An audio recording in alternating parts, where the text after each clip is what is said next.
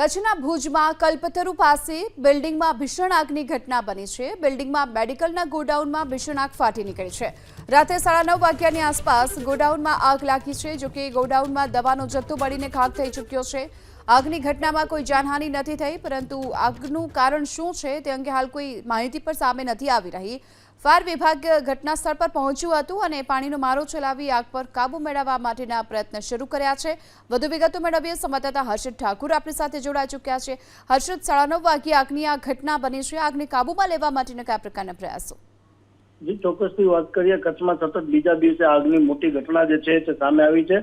આજે ભુજના hospital road ઉપર આવેલા કલ્પતરુ પાસે આવેલા મેડિકલના ગોદામમાં 9:30 વાગ્યાના આસપાસ જે છે તે આગનો બનાવ જે છે તે બન્યો છે। આગ જે છે તે ભીષણ લાગતા ફાયર ફાઈટર પણ જે છે તે ઘટના સ્થળે પહોંચી છે। જે પ્રમાણે માહિતી મળી રહી છે તે પ્રમાણે હજુ પણ આગ જે છે તે કાબુમાં નથી આવી।